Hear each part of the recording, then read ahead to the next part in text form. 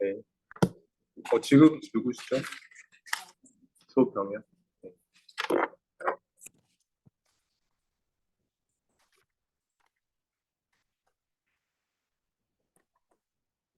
Okay.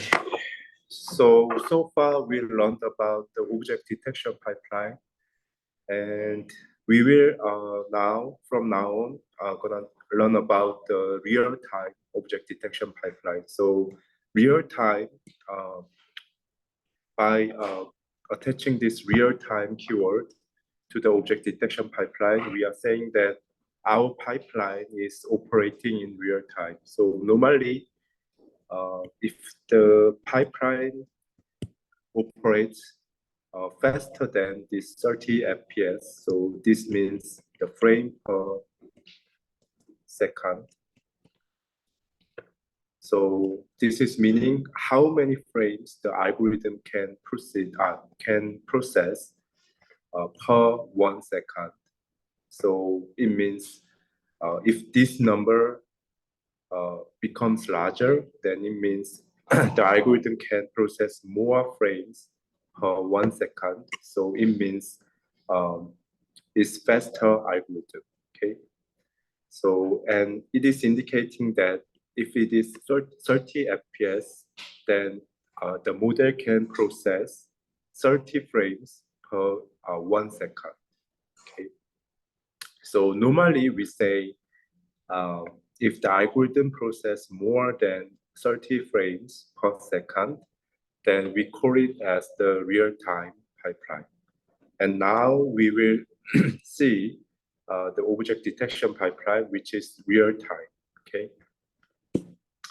And the thing is, we will gonna soon announce the final project, and this is actually about the real-time detection task.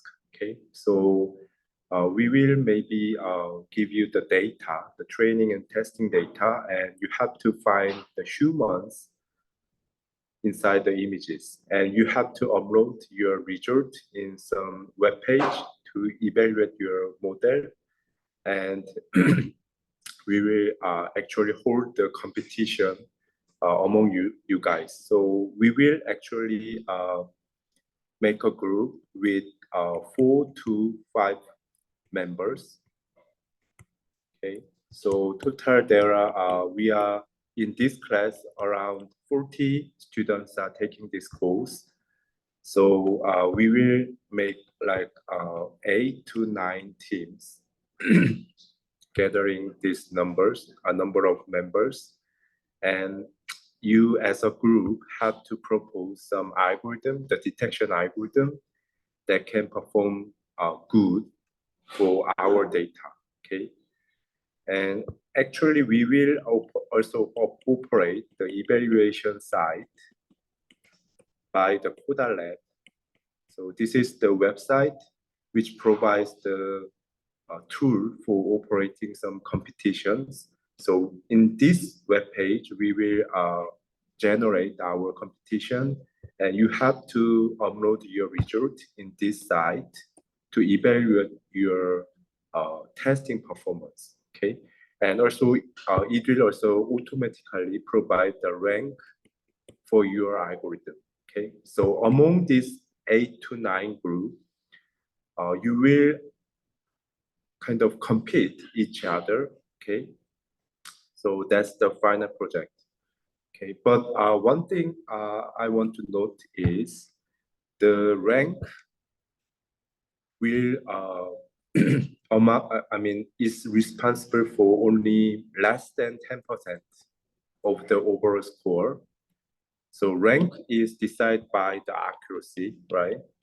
So normally we think one for the competition, the ranking itself is important, right? But in this, because this is the class, so this ranking based on the accuracy amount is responsible for only 10% of the overall score. But rather than that, 90% is responsible for the novelty of the method And also you have to also collect some of the training data. So the novelty for collecting the data set maybe, yeah. So anyways, we value more on this novelty rather than the accuracy itself. Okay, so we are aiming to prevent you guys borrow some state-of-the-art models from the web page and just submit the result that can produce the best accuracy maybe, but that will have almost no novelty, right? So we are actually wanting to prevent such cases, okay? But we encourage you to develop your own novel pipeline to um, get the good accuracy for this problem, okay? So anyway, this is the data we already collected. So this is actually, this data set is collected from the UNIST building, okay? And these guys are all UNIST students, are actually our lab members. And we actually collect the data for humans. So mainly the task is for detecting human bounding boxes, okay? And we actually wanting you to develop the real-time pipeline, okay? Anyways, this will be announced soon. This kind of thing would be announced soon. But thing is, you have to actually submit some video presentation. Actually, you have to record your presentation and you have to submit it by this deadline. Okay, so it's almost 1 month left. Okay, and in our class, this would be our last lectures. Actually, we will watch the video together and we'll have the Q&A session. Okay, and after that, you can also improve it. And this is actually the final deadline for the final project. Okay, so this is named as final presentation, but actually this is for checking your progress. Okay, and on this date, we will watch your method together. And meanwhile, there would be or another maybe 2 weeks or 3 weeks gaps, 2 weeks gaps between this final submission and the final presentation. So you can improve your method and you can submit the final code, data, and report by this date. Okay, this is the final term project. The reason why we record video for the presentation is there are 8 to 9 groups, and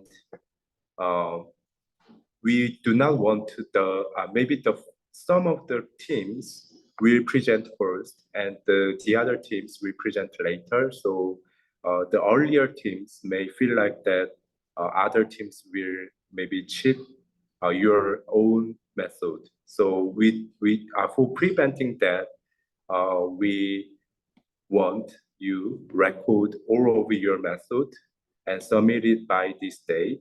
And we will watch the video and only operate the Q&A session in the offline manner, okay?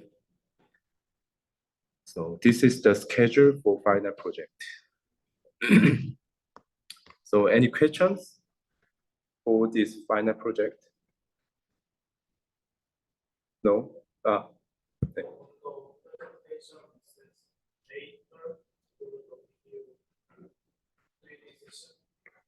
Pardon?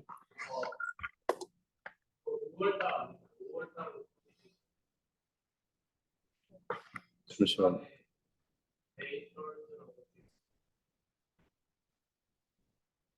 6월 3일이랑 5월 29일입니다.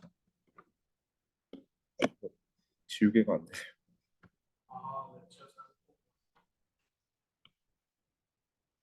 Sorry.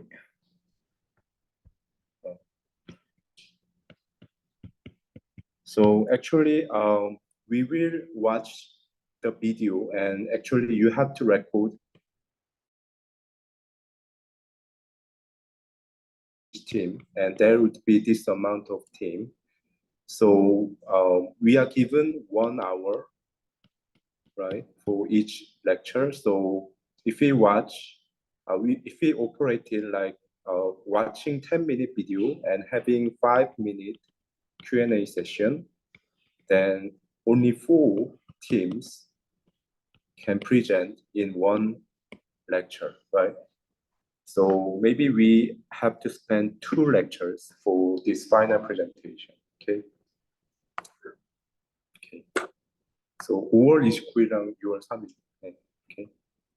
So it's more than 1 month left, okay? Any other questions? 네.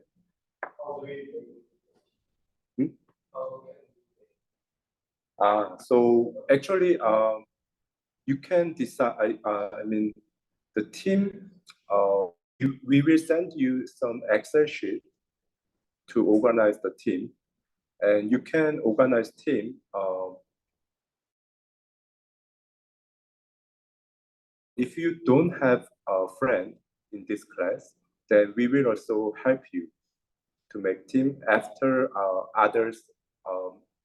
But the one who do not know, do not have anyone already known, then you have to wait until other teams are organized. And after that, we will help you to maybe organize a new team. Okay.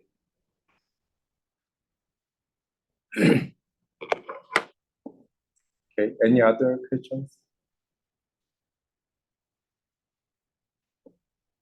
Okay.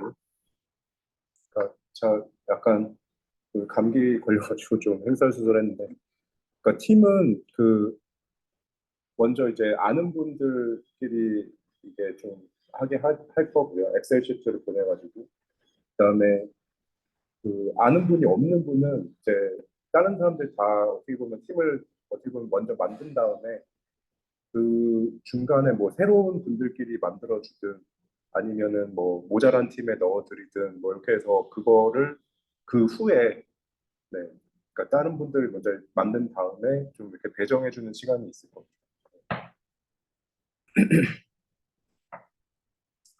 Okay. Any other questions? No. Then, yeah, I will also announce this maybe late this week or early next week, and we will send you the more detailed document, writing all the details about this. Okay, so don't worry about that. Okay.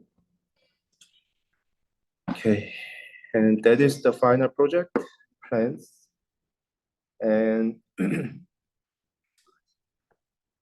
so we will now learn about the real-time object detection pipeline. But before that, we will try to review the previous object detection pipelines. Okay, so previously we learned about the 2-stage method that tends to detect the bounding boxes first. So at the first stage, this 2-stage method try to detect some bounding boxes, and second, they classify bounding boxes depending on their semantic classes. Okay. So most of the bounding boxes would be classified into the background, and if the bounding box is having some object, then we try to classify their semantic classes. Okay, and there were represented algorithms for this, whose name is the region RCNN, region CNN, and whose name is frequently called as the RCNN. Okay, so we first detect the bounding boxes, maybe the 1,000 candidate for maybe having the objects, and then we apply the pre-trained CNN network afterwards to extract the features, and then we classify this feature using the SVM afterwards. But still, this algorithm is slow. Okay, so the fast RCNN we learned further. So in here, we apply only one time for the CNN, okay? And then for extracted 2D feature map, we apply the object candidate and then apply the classifier afterwards, okay? So because we apply CNN only one time for this fast RCNN, it is very fast compared to the RCNN algorithm, okay? So one CNN on the entire image to extract the features for entire image, and then we extract feature from each region, and then we classify region-wise features afterwards. So that's the fast RCNN. And the faster RCNN, this is the faster RCNN. And here, this object proposal algorithm was originally based on the clustering algorithm, but because of that, it remains some bottleneck.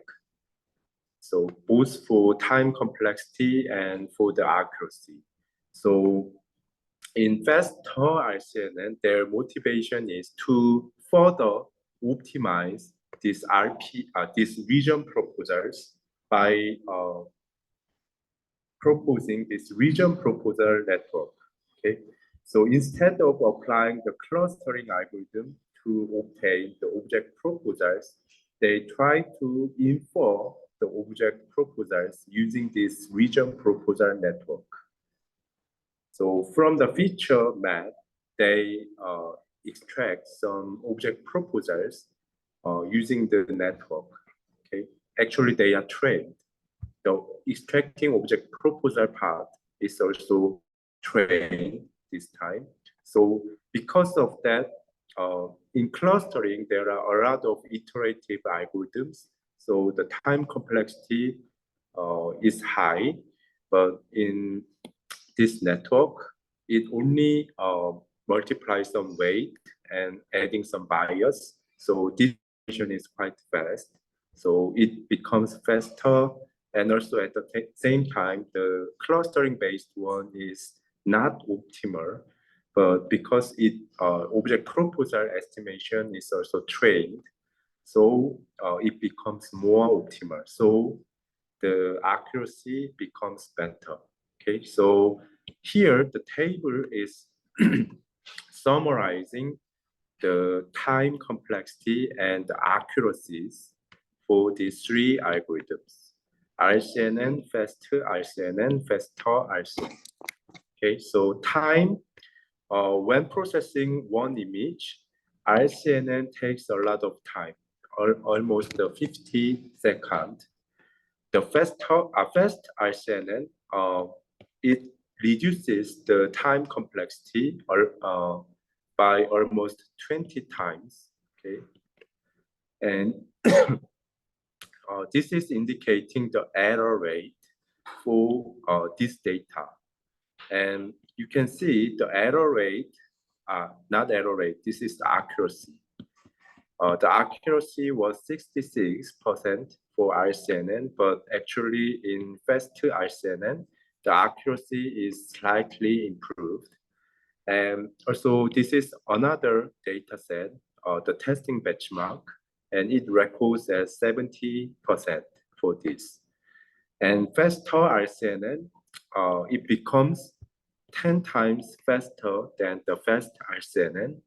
So it takes less than 1 second now. And the accuracy, it is 3% improved. And also for this testing benchmark, you can see their testing accuracy is also more than 3% improved. Okay, so when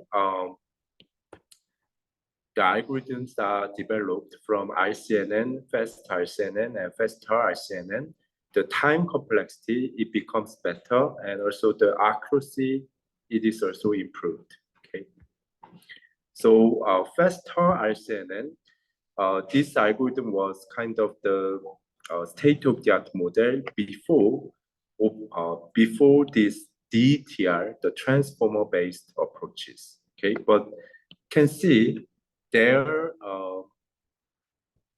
FPS is if they operate like they spend for processing one frame, if they spend 200 milliseconds, then it means they can process five frames per second. So it only records 5 FPS. Okay, and normally we call the algorithm which operate faster than this 30 FPS is as real time. So this faster RCNN is not real time pipeline. Okay, and also DTR.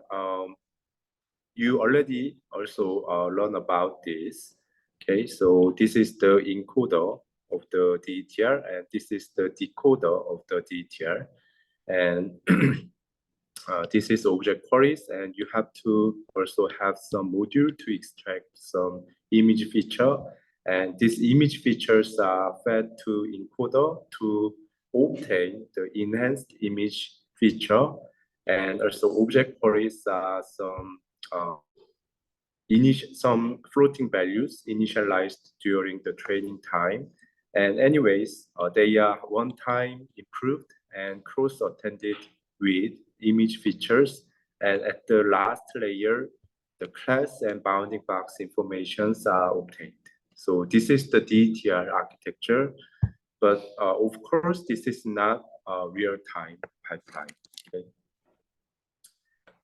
So this YOLO was kind of the first real-time object detection pipeline because they are detecting the bounding box information and also the class information simultaneously. And in two-stage algorithms, at the first stage, they try to detect the bounding box. And then in the second stage, they try to classify bounding boxes. That's normally happened in the two-stage method. But in YOLO, which is the one-stage algorithm, is jointly estimate this bounding box and class information. And then it has some post-processing module to filter out unnecessary bounding boxes. And then they obtain this kind of final object detection result. So because they process this bounding box estimation and class probability estimation simultaneously, they are called as one-stage algorithm. Okay. So YOLO was first proposed in 2016, but their versions are, the researchers are updated their initial concept, and now, of course, this was version 1, but now it has version 8. Okay, so many researchers are liking this concept of YOLO, so they are actually improving the original YOLO algorithm to have better performance. Okay, so now the YOLO is kind of first, the real-time object detection pipeline, which also have very strong accuracies. Okay, so originally version 1, it has real-time performance, but have less accuracy than the faster RCNN method we saw. But now the version is upgraded, and because thanks to that, it records as real time. At the same time, it is actually better than, its accuracy is better than the two-stage method. So in real world applications, this YOLO was frequently used actually. Okay. And the algorithm, the YOLO algorithm, I want to show you in this slide is the YOLO version 1. Okay. And this is the CNN architecture. The YOLO is heavy.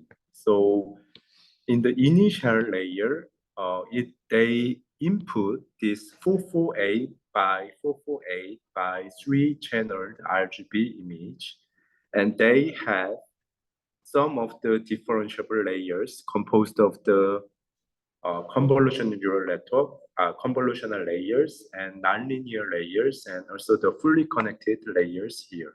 Okay. So most of the operations here are similar to previous. So it is composed of the convolutional layer plus some nonlinear layers. And afterwards, they flatten the signal and apply some fully connected layers afterwards. Okay, and the final output of their their final output looks like this. So their initial input is this dimensional RGB image, but their final output is having this dimensional array. So 7 by 7 by 30 dimensional array. Okay, and I will explain why they have this 7 by 7 later. But first, we'll explain why they have to have this 30-dimensional result. So actually, this is the 30-dimensional vector. Okay, so in this slide, we are assuming that we are dealing with the data set having 20 number of classes. Okay, so this could be deferred depending on the data set. If the data set had 100 classes, then you can adjust this dimension towards the 100.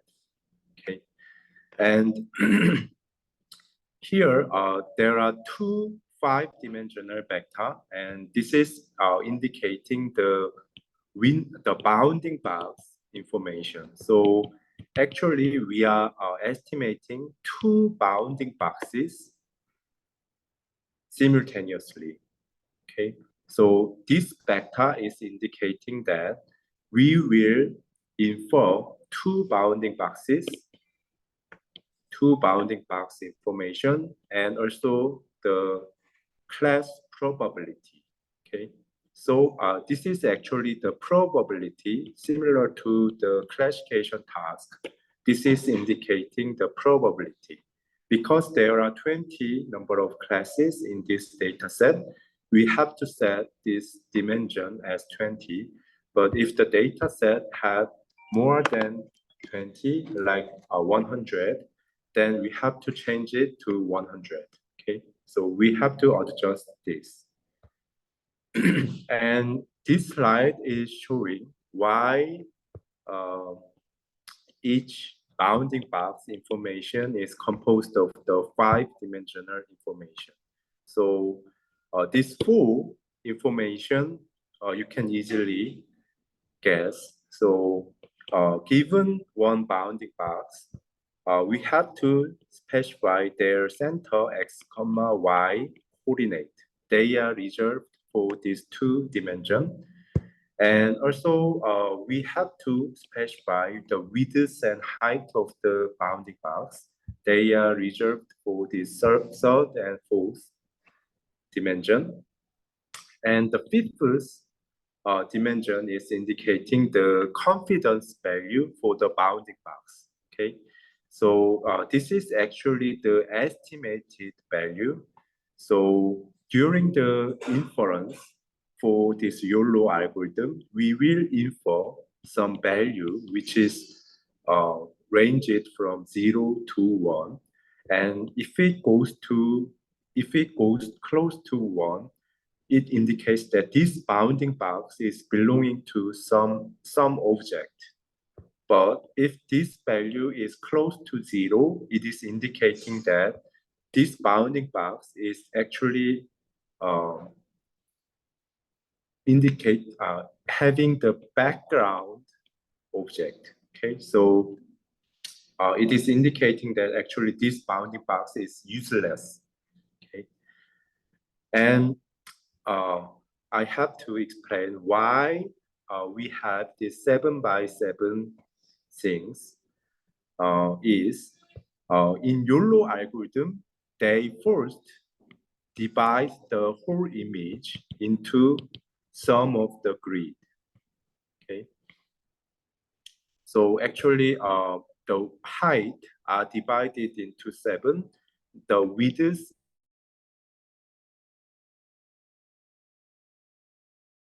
images are divided into 49 grid. And for each grid, we will estimate 30-dimensional vector, which is this. Okay, so it means for each grid, we will estimate 2 bounding box information plus class information. Okay. Are you guys following this? Okay. So this 30-dimensional vector is actually having these 2 information. So that's why the output of this network is shaped as this. Okay. So because of this, because the pattern is like this, you can easily think that each grid will estimate 2 bounding boxes and also estimate the class information for each grid. So that is also represented in this figure. So this is indicating that from each grid, the bounding boxes, 2 bounding boxes are estimated. Okay, so that because there are 49 grid, so there are actually 98 bounding boxes represented here. Okay. And also this is denoting the class information estimated for each grid. Okay. So these 2 intermediate results are actually visualizing this 7 by 7 by 30-dimensional array. And then using this 7 by 7 by 30-dimensional result, we will apply some post-processing algorithm whose name is NMS, the non-maximal suppression algorithm. So actually what this algorithm does is there are actually 98 bounding boxes obtained. Okay, so from this result, we can obtain these 98 boxes, but most of the boxes are redundant. Okay, so we have to actually filter out the most probable bounding boxes among these whole boxes. Okay, so what NMS algorithm does is that one. Actually, using this NMS, we are trying to filter out the redundant bounding boxes. So this post-processing algorithm is not differentiable, but they are actually applied after obtaining this result from the network. Okay, and anyway, this becomes our final output. But one thing is you can change the dimension of the output here. So because it has 20 number of classes, and also we are trying to find 2 bounding boxes for each grid. And because we set the grid number as 7 by 7, the final output dimension is formed like this, but we can reshape it. Okay, if we tackle some data set having 100 class, and also for tackling that, if we want to change the number of bounding boxes, then we can anyway can add 5 more dimensions for the output vector. And also, if we want to make this grid as 10 by 10, then we can also change that. Okay, but actually,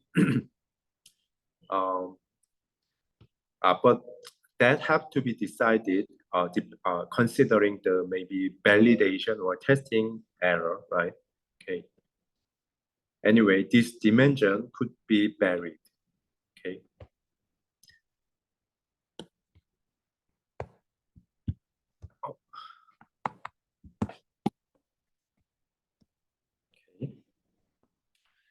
So, so this is denoting the YOLO algorithm again. So from each grid, we will estimate the class probability, and also at the same time, we will estimate these 98 boxes. Okay.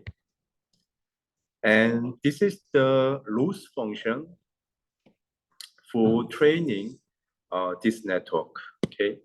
So, I mean, this network is fully differentiable. So from the images, if we are given some image X, and also if we can make some ground truth for this array, which might be denoted as Y, if we are given these X and Y pairs, then using the gradient descent, because the overall architectures are differentiable, using the gradient descent, we can train that, okay? And actually for that, we are using multiple loss functions to properly give the supervision. So I will explain one term by one term from now on. So this lambda is some constant to balance each terms, okay? Okay, so this is actually constant. So you can now assume this as 1, and this might be like some smaller value than 1. So this is the loss function applied to non-object regions. So normally we initialize the lambda as the smaller value compared to the object regions. And for object regions, so I mean, here there are 7 by 7 grid here, and for each grid, we have to denote one thing first. So that's this vector. Okay, so I mean,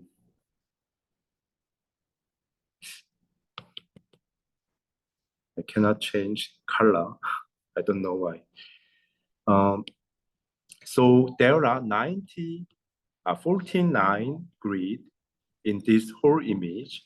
But one thing is, in the ground truth, for example, here, this would be ground truth, and there are only 3 objects inside one image, okay? So we can say,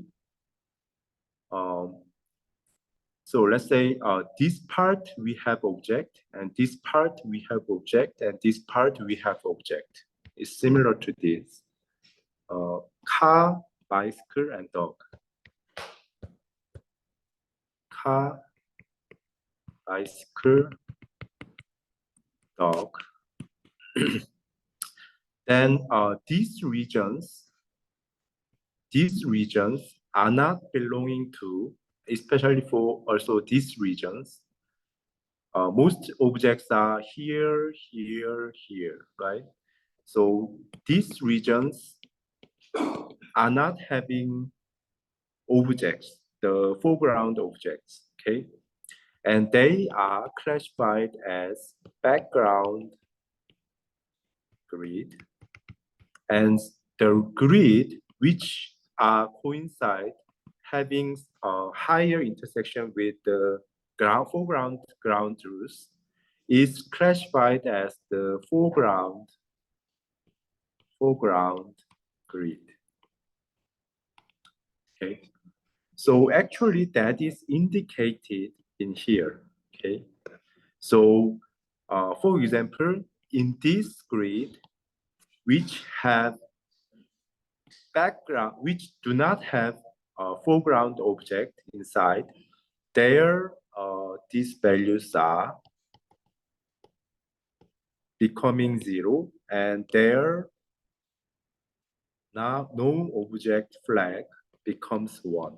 Okay, so for this grid, which is not intersected with the foreground ground truth, their object flag becomes 0, and their no object flag becomes 1. But for grid, which are intersected with the foreground ground truth, their object flag becomes 1, and their no object flag becomes 0. Okay, that happens first before applying this loss function. Okay, so this term becomes 1 for foreground grid. Okay, this is also same. These 4 terms are applied to foreground grid, and this 4th term is applied to the background grid. Okay, and for the foreground grid, what we apply is actually this loss function. So for bounding boxes, we have to estimate these 4 floating values, which is the center point for the bounding boxes, which is x and y. And this width and height is the size of the bounding boxes. Okay.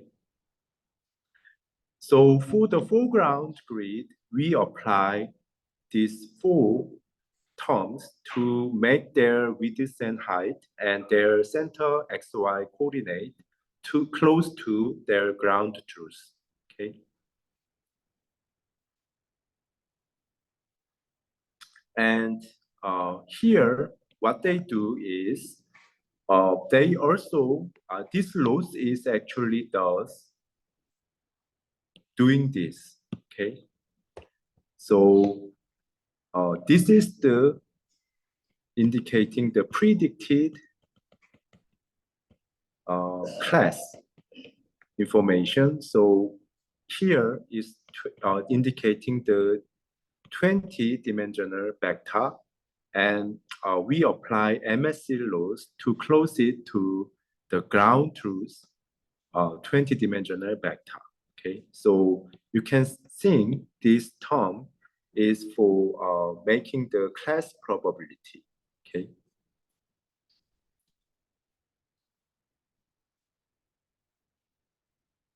And this is the terms for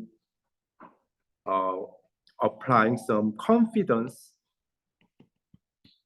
learning the confidence value. Okay, so previously I said there are one more value for bounding boxes. Okay, so this bounding box information is again have to close to 1 when the grid is foreground grid, and this value should close to 0 when the grid is actually the background grid. Okay, so when the grid is background, then their ground truth confidence value would be 0, and we actually enforce the confidence value close to 0. Okay, and also if the grid is foreground, then this value would be 1, and actually this loss is enforcing that the confidence value goes close to 1 if the this grid is foreground grid. Okay, so this is the loss functions for that. Okay, And also, the other part is from the data set, I mean, the data we will have is the image and also some ground truth of the bounding box we will have as the ground truth, okay? But to train this network, we need to transform our actual ground truth towards 7 by 7 by 30 dimensional array, okay? So this is the raw data we might have, okay? We are given with image X and some of the bounding box information, but using this information, we have to make this dimensional ground truth, okay? So similar to the predicted value, it should have two bounding box information and also the 20-dimensional class information. And actually, this is the code you can transform actually the low ground truth to this dimensional array, okay? So you can see that this value, actually this dimension is having all whole images information. So there are 7 by 7 grid, and for each grid, you have to make this 30-dimensional vector, okay? And this is actually loop for tracing this 7 by 7 grid. And for each grid, you will make actually this part is making selecting just one ground truth class, finding one ground truth class and making it as 1 and making others as 0. So this is the ground truth for class information, right? So just one class would become 1 and rest it would become 0, okay? So this part is making the ground truth label dimension as 1, okay? And this is for when the objects are, if the grid is foreground object, a foreground grid, then we have to make its confidence value as 1, okay? And also have to assign proper width, height, and X and Y values to this bounding box information. And this part is doing that actually, okay? So this part is making proper width, height, and X and Y coordinate value. And this part is actually assigning confidence values to 1. And this only deals with the foreground grid, because if the grid is background, then all of the information might be close to 0, okay? So we will not assign any W, H, X, and Y value, and the confidence also would become 0, and the class probability also would have all 0, okay? So this for loop only valid for foreground grid, okay? Anyway, this kind of code is required because you have to transform your bounding box information to this dimensional array, okay? And if you have this dimensional array, then using this formula, you can apply proper provisions for your output, okay? So this is how the YOLO is trained.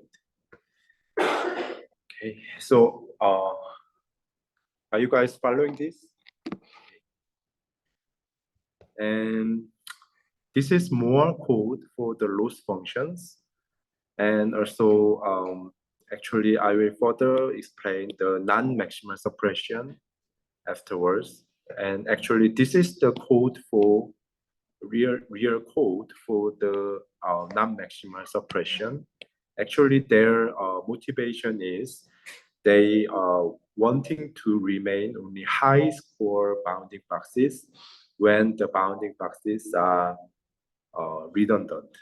Okay, they are having higher intersections between if two bounding boxes have the high intersections, then we want to keep the bounding box which have higher score. Okay, so that is happening this non-maximal suppression.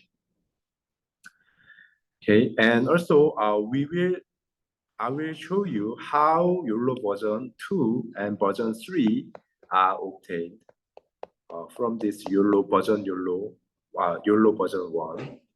And also after that, actually I will introduce this RT-DTR algorithm, which is the DTR algorithm but operate in real time. Okay, so YOLO is the pipeline which is based on the convolutional operation, but it is actually updated for a long time since 2016 when it was proposed. Till recently, the YOLO was updated, and now the version is 8. But this RT-DTR is kind of the first transformer-based real-time object detection pipeline, and we will also review this pipeline. Okay, maybe next time. Okay, so yeah, we will continue next class. Okay, thank you.